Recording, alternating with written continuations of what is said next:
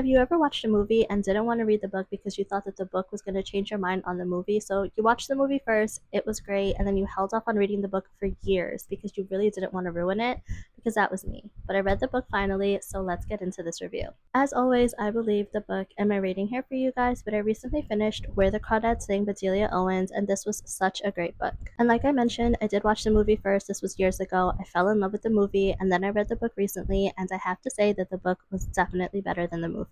Where the Crawdads Sing is a mystery suspense with a touch of coming-of-age romance that is told so beautifully over the span of the main character's life. And while I do have the physical book, I did start reading it, but then I switched over to the audiobook, and I have to say that experience was 10 times better. The audiobook did an amazing job of making you feel like you're in the story with the characters, and also that you're in the setting.